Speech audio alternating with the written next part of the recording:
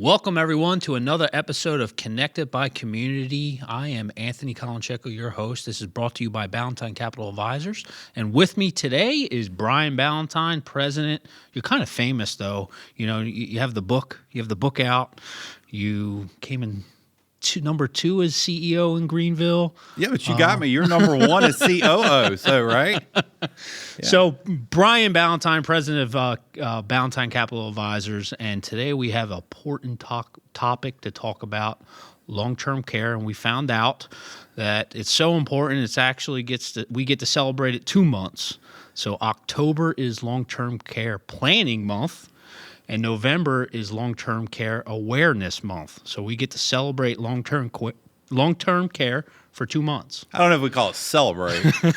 Plan for it, plan around it. It's not a topic everyone always wants to, in an exciting manner, talk about, but it's an important one that people, unfortunately, a lot of times put their head in the sand, whether it's when we're younger or certainly as we get older might need those services. So maybe that's why there's 2 months. Yeah. But probably not enough attention is brought to it anyway, so it's probably good there's 2 months. So let's start with what is long-term care? Yeah, so long-term care is a lot of things, but it is the simplest version. It's actually a form of health care and or assistance when you can't do certain activities of daily living. And when you can't do these things, it requires additional help. And even though it's a type of what I refer to as health care, it's not paid for by your health care provider or Medicare as we get older.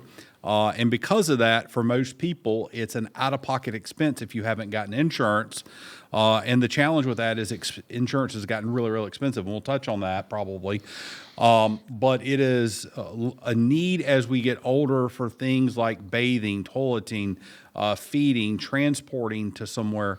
And we can't do these things oftentimes as we're living longer and longer, but as our bodies fail us, or our minds fail us, or a combination of the two, we need assistance with these things we used to could do for ourselves. Why do you think people overlook long-term care?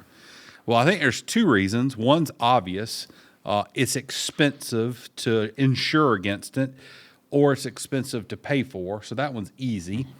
The other elephant in the room that I think is hard, but it's probably the more realistic one, is who the heck wants to deal with it, right?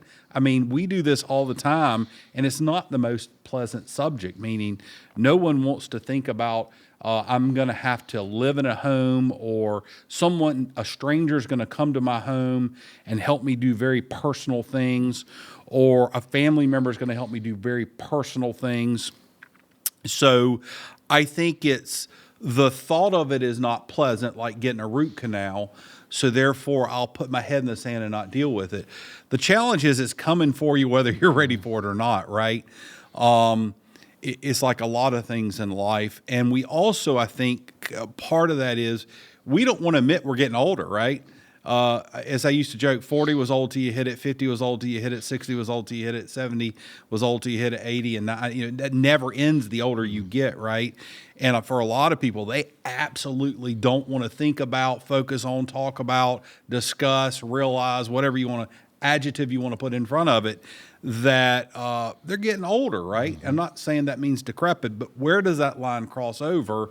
And the thought about planning that means, what it means really, when I get down to the core, is I'm giving up control to someone else to help me with something that's probably very personal, and I just rather not think about it. Mm-hmm. That's the answer that I would say.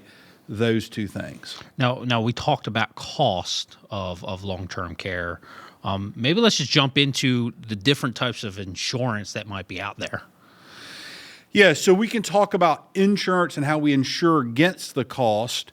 But maybe if you're okay with it, could we maybe talk about the cost we're insuring against first? Oh, yes. So like, why would we get insurance anyway, right?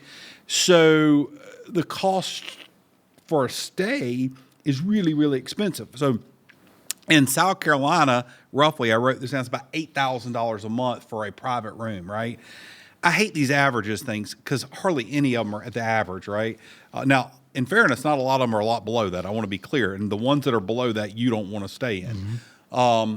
But there are many of them that are higher. I mean, we commonly see 9, 10, I've even seen over $15,000 for memory cares. We're living longer and longer. We're spending more time in these facilities, and memory care a lot of times are lockdown facilities because people will try to escape and et cetera. So when we need these type of care, what that is generally called skilled care or memory care.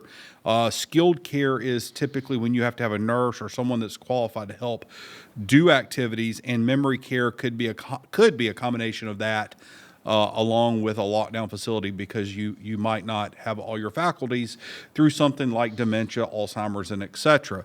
So simple math, so we can all do the math together. At $10,000 a month for 12 months, you're talking $120,000 a year. And, the average person in long-term care, I believe, still stays about 2.5 years-ish, plus or minus. For round numbers, let's call it 3. 3 times 120 is $360,000. You heard me right, $360,000. And roughly half of people, I think, will probably spend time in long-term care, and then we'll talk about that and what that means in a second. So you look at tremendous financial risk.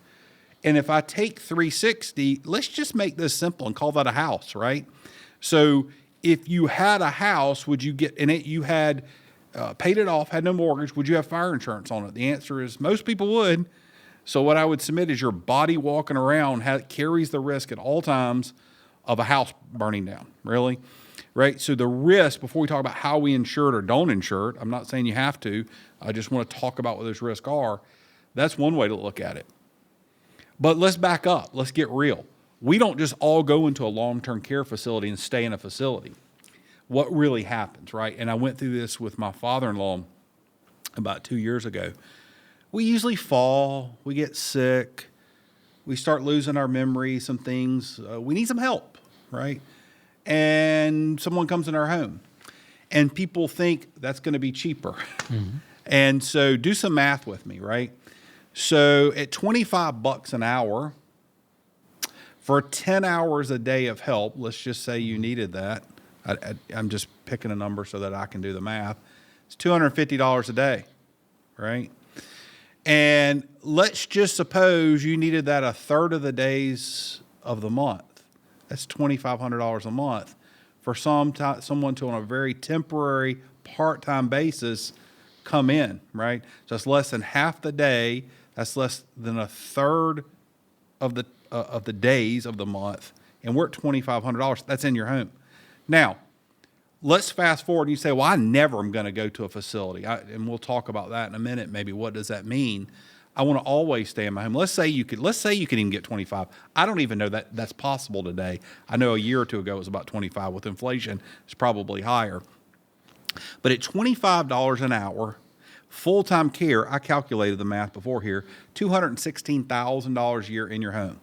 Let's say, because you're in your home, you lasted 3 years. Now you're talking a $600,000 risk. So now a little nicer house. So I don't know if it's a $360,000 house we're risking or a $600,000 house. I just know it's a house we're risking, right? And some people have the funds. They can stroke a check for that. Some people have family members that can help out with that, and we can talk about that. But before we talk about do we insure it or not, let's just get real with what the risks are. And I'm going to even go back further while I'm on a roll. What about before that really happens? I never will forget my father-in-law when he was doing some stuff one day. He looked at me, he said, "Well, I did something today I've never done in my life." And he would have been in his early 80s. And I'm thinking, whoa, this is going to be big time magical here. And he was generally fine. I mean, he was getting older. And he said, "Well, I paid someone to help me paint my house." He said, "I've always done my own painting." Is that medical care? And I would say, no, it's not medical care, but it's kind of medical assistance. And those are the stages we don't think about. And then 3 months later, I think, maybe 6 months, he fell in his yard cutting his own grass. And he laid there for 45 minutes till a neighbor came by and helped him get up. Guess what he didn't do anymore after that? Cut the grass. He didn't cut the grass. So now we're paying for painters. Now we're paying for grass cutters. Now we're paying for home cleaners. Are those medical care? So I can't put those numbers in a study to tell you how they happen, but I can tell you what we see, and I know you've seen this as well.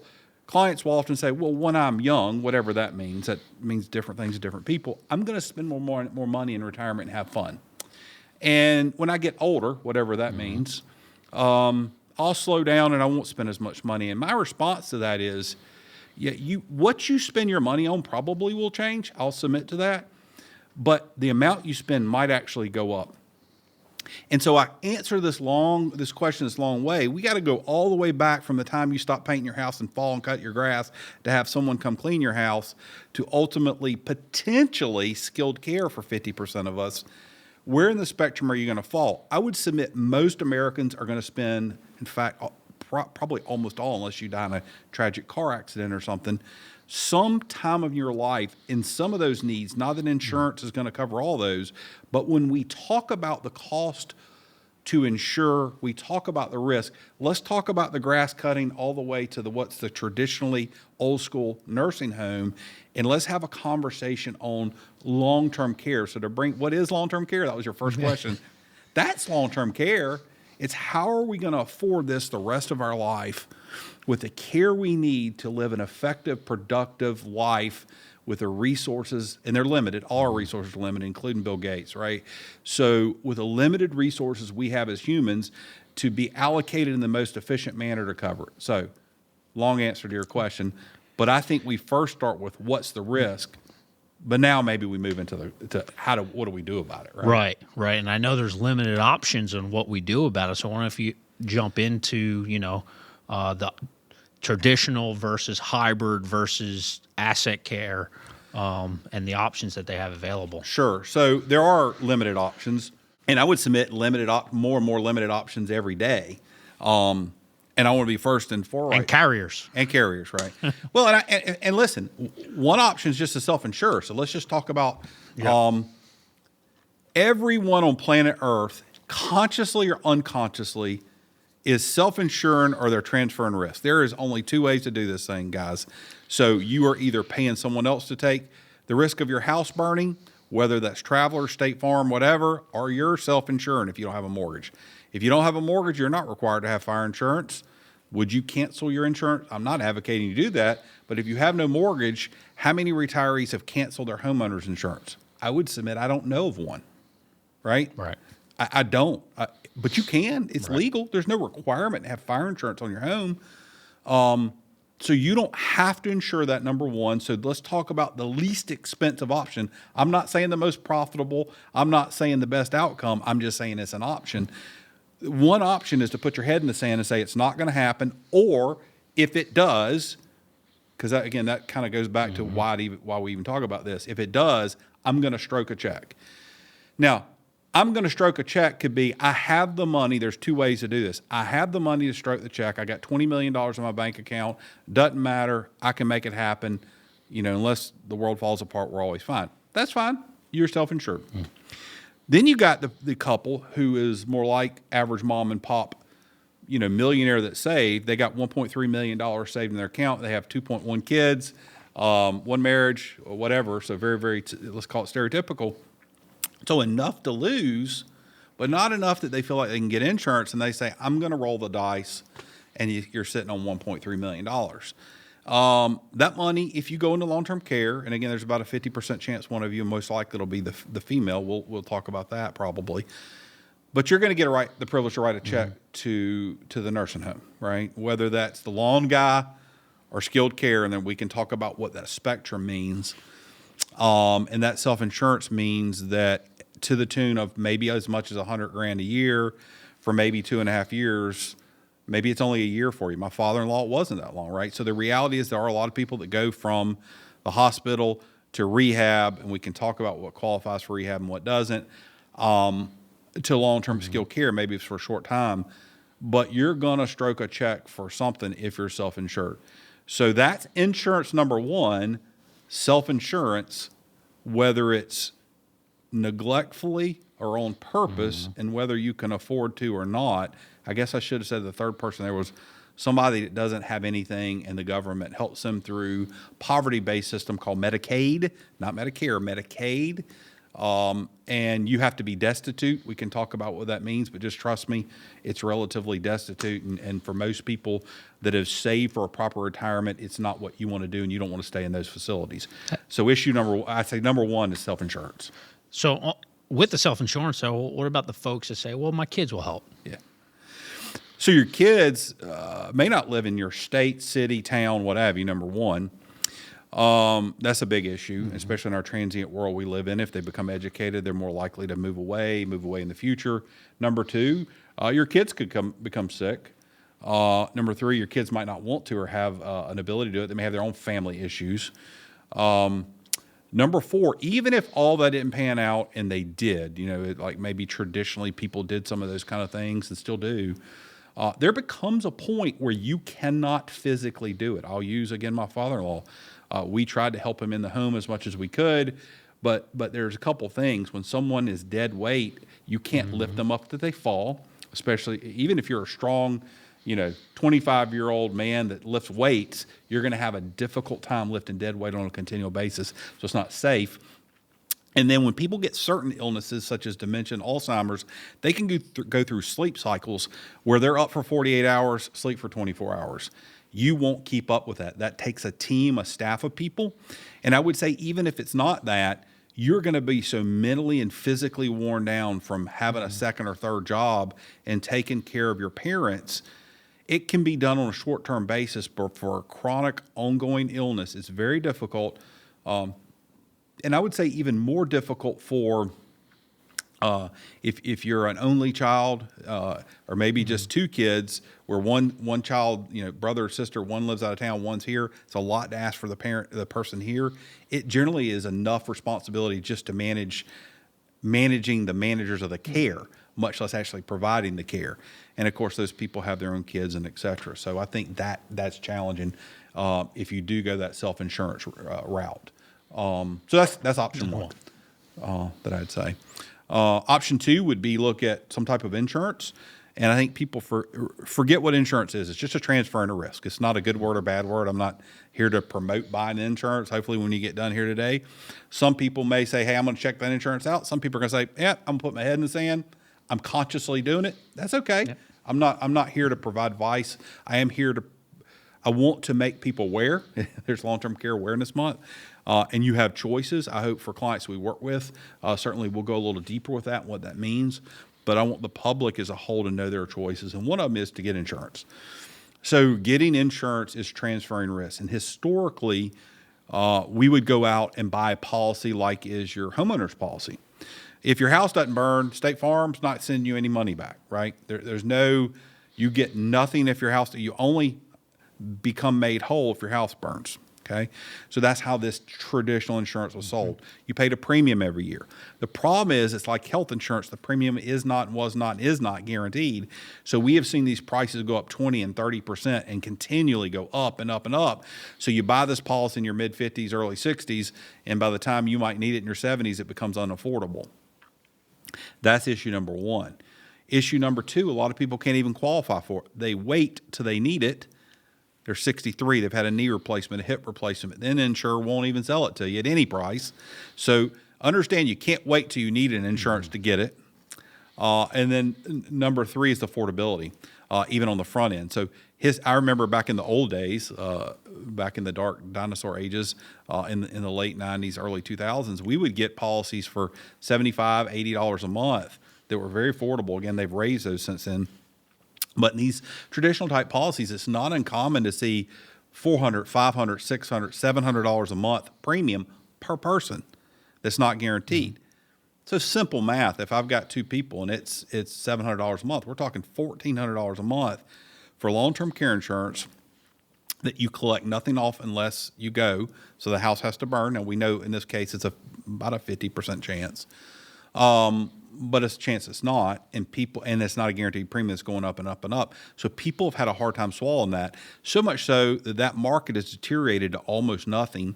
There's very few insurers in it. Pretty much everyone's pulled out. There are a few still doing it, but it's a market that's almost dead because of that cost. So I'm not saying it's not possible, and you shouldn't maybe investigate it, but I would tell you for most people, that's not a great solution today, for sure. And how about a hybrid? I think we get a lot of questions of what if I just buy life insurance with a rider on it? Yeah. So what we would call that is asset-based long-term care. Now there's some other funky things that are more of a life insurance policy, but just for the purpose of this podcast, asset-based long-term care is generally where you have a life insurance policy that provides a long-term care benefit off of that life insurance policy. And for people that are able to have the money and stroke the check to do that, it can still be a worthwhile venture to consider. So in simplest terms, you might get a policy that would provide some amount, I'll say $5,000 or $6,000 or $7,000, whatever amount per month of coverage you wanted, so that I can do the math. Let's call it $5,000, and you got that $5,000 for maybe 6 years. So that would pay $60,000 for 6 years. I think that's $360,000 if I'm doing the math right. But it has some inflation built in to protect for inflation. But there's one premium. So you pay that premium up front. Now, some companies will let you pay it over 10 years, but for today's purpose, let's maybe talk about one upfront payment. And with that payment, the insurance company says, we will never, no matter what happens, come back and ask you. We don't even have the ability to ask you for more money. So you've solved one problem, in that they can never ask for a raise. The other thing is not if you die, when you die, because we're all going to die. Your family's guaranteed to get the life insurance back at whatever rate that's afforded in the policy, meaning you're either going to use it for long-term care or for life insurance or both. So there's a 100% probability of utilizing the policy at some point. And some companies even allow for a cash back option, a fourth option, which says if down the road my spouse passes away and I want just the money back from the policy, there may be a provision for that. So that type policy allows the most flexibility to make sure it's going to be used, lock in premiums, allow some alternatives. The biggest drawback is you got to be able to write a large check, and I can't quote anybody's price, but that number could be anywhere from $120,000 to it could even be $200,000, right? So usually it's taking money you've had like in a savings account instead of keeping it in a savings account, allocating it over to the insurance account to say that's going to be my life insurance and long-term care account, and I'm counting on the insurer in case I stay for a long time to mitigate some risk. Now, the combination strategy that's a fourth one that we see a lot of people do, they say, well, I don't want a Cadillac policy. What could I do? They may get a base asset-based care policy that's kind of stripped down. Maybe it only insures $3,000, $4,000 a month, and they self-insure for the rest. So the thing with that is, if you go into a long-term care facility, let's say you're fortunate to have a military pension or maybe just a small pension from the state or something, right? If you have some of those type benefits plus your Social Security, maybe those are guaranteed income sources that could be directed to long-term care. So maybe you don't need full coverage. In fact, often I would tell people you don't, for many of our clients at least. So those are ways to think about it. I did mention veterans. I do want to say this. That would be an outside thing and probably beyond the scope, a whole nother podcast. But there are potential veteran benefits for those that are veterans, and those folks that served and qualify for that may have some coverages and may not need all this insurance, or maybe they need different supplements. That would be a one-on-one kind of case-by-case basis. So I go out, I buy insurance. What's actually covered? Yeah, so what's covered is if you can't do 2 out of 6 activities of daily living, the insurer will then make your policy active to pay, okay? So what does that mean? It depends on the policy. Most policies out there are a reimbursement policy. And what that means is if you have $5,000 of expenses, they will reimburse you. Once you qualify, you have to submit those expenses on a regular basis, and you'll get reimbursement for that. That's great. That's fine. There's also something called an indemnity policy. It says once you qualify, you're getting the $5,000 a month, whether you had an expense or not, right? So, very simple terms, indemnity is superior to reimbursement because I don't have to submit claims, right? I just have to qualify. Once I qualify, I get the $5,000 a month, even if I didn't have that amount of expense, really, right? Now, you want to compare the costs and benefits and features of every policy, but if everything's equal, certainly an indemnity tends to be, I want to generalize because I want to be careful giving advice to a mass audience, tends to be a more lucrative thing. But one thing, and in fact, I brought this because I want to make sure I didn't miss them. These 6 activities of daily living to qualify, When you can't do 2 out of the 6, you qualify, generally speaking, with most policies. So that is bathing, dressing, toileting, transferring, that's getting in and out of bed or chair, eating, and continence. So those are the main issues that drive it. So back to my father-in-law. I can't paint my house or I can't cut my grass, does not qualify. I sometimes forget appointments that I'm supposed to go to. That probably does not qualify if that's it. So there are tests and assessments that physicians, medical professionals do to help assess all these things. So obviously it has to be legit. And so that's something that you need to think about as well. With that, sometimes we get the question, what age should I start thinking about this? Yeah, great question. I think you should start thinking about it probably in your 40s. Now, years ago, you couldn't do anything about it until you were 40. I think for most people, it depends, look at your family history. If everybody in your family gets Alzheimer's, you probably want to start sooner. If you've had health problems, certainly you want to start sooner because there's that qualification, so you're always taking a risk. So I don't think there's a magical age, but I think somewhere between your 50s to early 60s, this ought to be a heavy topic that's discussed with your financial advisor, your other professional advisors, insurance advisors, what makes the most sense for your unique situation. So I'm given a broad range because I do believe it's unique to the person. And I think when sometimes people say, you need to do it at 55, I don't think it's that specific. But I think start thinking about it at 40s. 50 to low 60s, we need to have a plan. A plan could be to do nothing. I mean, there are people we certainly advise that to. I think the other thing with that, I need to be realistic and talk about, a lot of Americans are in this way, and a lot of people in this audience probably. If you haven't been able to save for retirement in an effective manner, and you've only got maybe a couple $100,000, let's say $200,000 to your name, and you're barely skimping by getting into retirement, again, I want to be careful giving broad advice, but I don't know that insuring against it's going to be affordable. Certainly you could check with providers, but based on what I've seen in the marketplace, you're probably going to have to make some alternative plans. And we can talk about what some of those might look like and the demographics, but I think maybe, I have seen some people want to run out and buy insurance that really have no business buying the insurance. And at Ballentine, is that something that we do in the plan? Yeah. So when we plan, we want to plan for longevity, both in their income needs, but also in their health needs. So that would be looking at risk. And part of the risk of a household would definitely be long-term care. In fact, for most people, as we age, it becomes our biggest risk. When you're talking whether it's a $300,000 to $600,000 risk, and that's per person, right? So I guess I should have doubled those numbers. It's pretty large, especially even for your average millionaire. So this is a lot of information. If someone wanted to learn more, where can they reach out?